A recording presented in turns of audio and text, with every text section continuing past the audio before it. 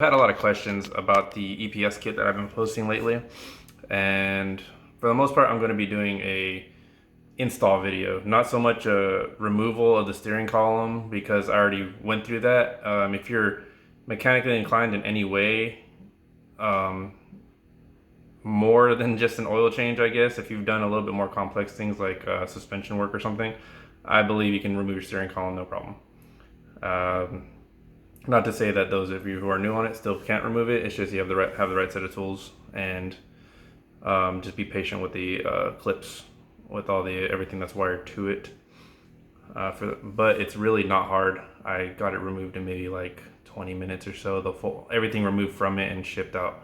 But I wasn't really thinking about doing a video because it takes a lot of time to edit. I do videos, but the editing part is what takes so much time, and I have full respect for those of you who actually do all the videos and edit it, because that takes a lot of time and patience that I really don't have much spare time nowadays, or the patience anymore, to be honest. So I just kind of start getting into it and do the thing. But I will, since I've had a lot of questions about the EPS kit, I will do an install video.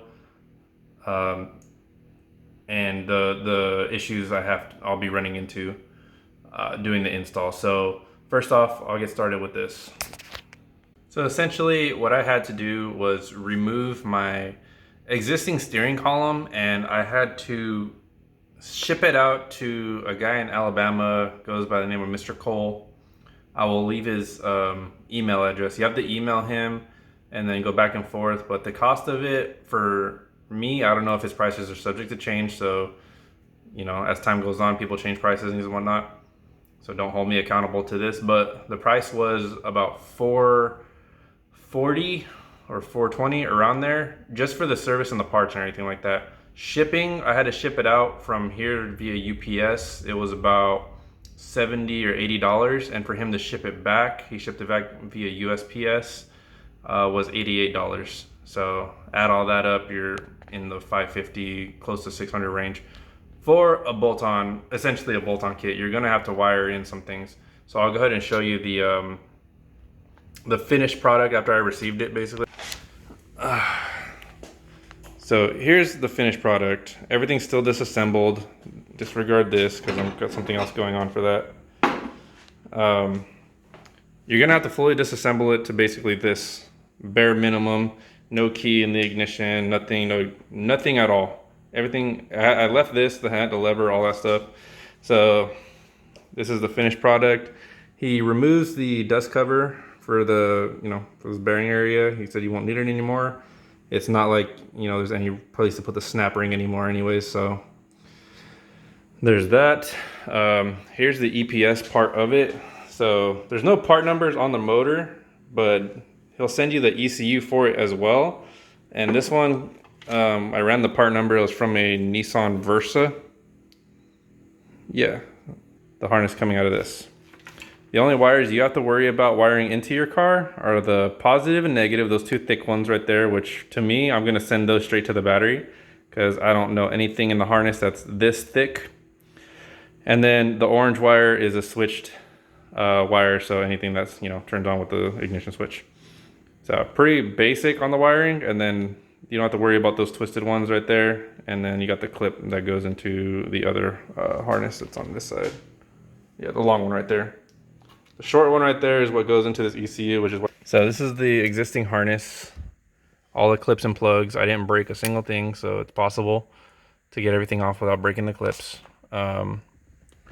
That's where the shaft's gonna go into, that half of it, and then it's bolted on by 4 bolts on the bottom half of the steering column, and then you got another 2 up here that actually just mount it, and that's just about it aside from all the wires and whatnot. But I'm gonna mock this up without connecting any of the wires back or whatnot, and then see how much room I have under here for the ECU to be mounted, because like I said, there's really not much other place I can mount it. So I gotta see where we're at on this. Okay, so the shaft is in, and the removal was a lot easier than the install, because right now I don't have the shaft lined up into the actual rack and pinion area, the little knob area, because The added weight from the motor makes it really difficult to hold it up in place, slide it in, and not only that, to slide the bolts in as well. So since this is just a mock-up, you could start with these two bolts here, and there is a way it leans enough to where you can slide the shaft into place. So I started there, and it was hard to thread by hand the front four. I threw only one in, and I full sent it with a gun, so don't recommend that, but I was already fed up with it. So it went in smooth, thankfully. So this is just a mock-up, and I'm going to try to move the ECU around areas to where it would work without interfering with my legs or anything, not hitting anything else. So the steering column and everything is over at a buddy's place. He's taking care of everything on the, mounting the ECU and whatnot. Meanwhile, I still have a pigtail that requires a positive and negative. So I'm just kind of wiring excessive amount of wire. So here's one that's going to be way too long. Here's another that's just as long. This is going to be from the battery to the circuit breaker. I just wanted to make sure it was longer than I need it, and just because if I need to shorten it or route it a certain way, I can cut it and go from there. Here's the circuit breaker. So this is the guy that did the EPS kit recommended anywhere between like a 90 and like 100 and something amp fuse. So I got a 100 amp circuit breaker. So this is going to be between the positive wire from the battery to the plug, basically. It's going to be 100 amp. And the negative ground, where are you? Boom, ground wire. We're going to extend it again from this ground wire to that using these crimpers or insulation, whatever the hell. I'm terrible, I can't even think, I'm tired. Using these. Why did I get excessive amounts of stuff? Let me tell you. No store around here has 8-gauge wire. I had to order it. I ordered it from Amazon. I accidentally ordered, copper clad aluminum or something, CCA. Returned it. I ordered the 99% oxygen free full copper wire this time around. It was like 37 bucks for 25 feet of black wire, for 25 feet of red wire. Whatever, apparently that's what I got to do. It was 35 bucks, and then like 20 bucks for, less than 20 bucks for the various wire looms. I said, okay, screw it, let's go ahead and get it. At least I'll know it'll be the right size, whatever I need it for. And then it was like maybe not that much money for the, the crimpers, because apparently you can't get one or two. I just said, screw it, got a pack of like, 20 for like $5. Long story short, you can't get the minimum of what you need. You just get a bulk of it, and I said, screw it, let's do it. And then the circuit breaker, Amazon as well. Just one, I think it was like another 20 bucks or something like that. So, you can tell by my facial expression and my hair, I'm not having a good time. So you see the shaft is not even like all the way in. And it's a problem. So I am going to see what I can do. Obviously, I'm not having a good time. I don't think anyone ever has a good time going under, just laying under there, working above their head like that. It's been a couple hours already. And doing this by yourself really sucks. You're going to cut your arms, your knuckles. You're just going to get over it. So yeah, continuing. So I'm back trying to install the steering column. I got the modified steering coupler on there. I had given the fabricator my steering column and the original steering column, and now I'm noticing, comparing an original steering column. So about that lined up, give or take. When those are lined up, these two are way off. The one that's supposed to bolt to the chassis. So yeah. So clearly it wasn't going to bolt on when I got back from the guy who modified it for the EPS kit. And this is just what I've been having to deal with. So again, just my experience. You guys can do whatever you want. I'm just trying to figure it out as I go at this point. Cool, so we are in week, I lose track, but I had to have the pinch column, steering shaft, whatever, the part that connects the steering column to the rack and pinion. I had to have that modified basically to fit the steering column, since the lengths were different from the OEM to the modified one. Now I got everything bolted up. Everything's all bolted up, all freaking mounted. The motor's there still. You will notice that the motor is going to be pushing up against your brake sensor. Okay, I was able to get off work early, so I decided to do a little bit of the wiring. I don't even know how long it's been. Yeah, I don't even know how long it's been since I've been working on this. But I have the positive wire here. I have everything plugged into the ECU right now. I put the battery back in so I have power, just because I needed to look for a switched wire for the one switched wire that you have to wire into from the ECU of the EPS kit. And that would be, I extended it with this yellow one, so I just crimped right here and extended the wire. And I was looking for the one on the, I'm going to be using the stereo harness because I have a decent amount already plugged into my cigarette lighter. I think I got one, just one, and the other one's using the light, I'm assuming, the light bulb.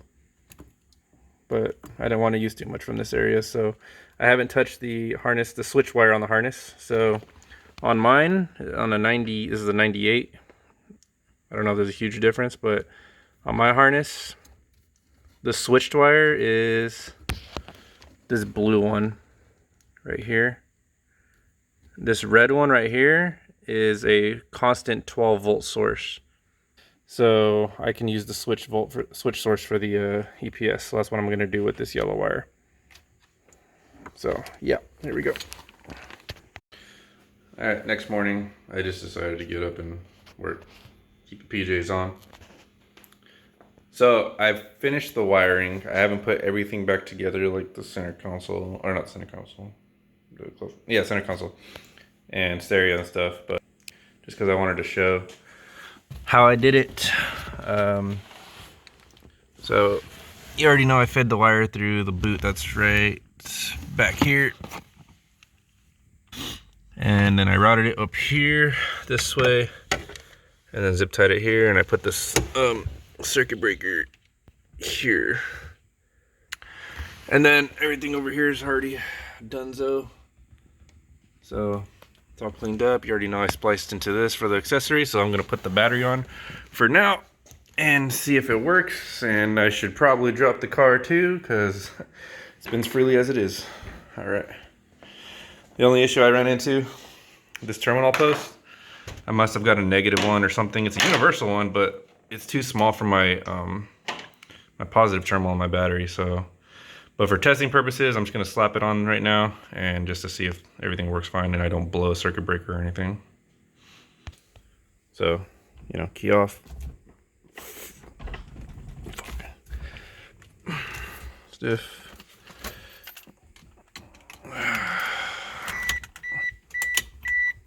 Look for the click. There's that click.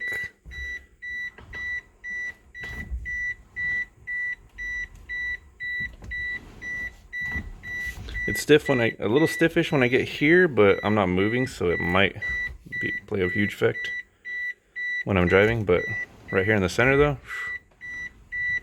quick when I'm stationary. Turn it off.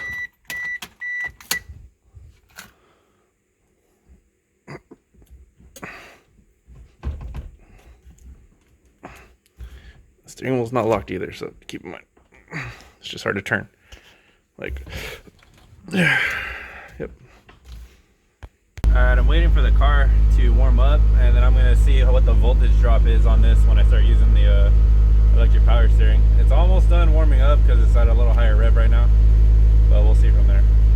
And before people even comment about it, I know the tachometer is not working. All right, that's a whole different thing I'm trying to figure out. So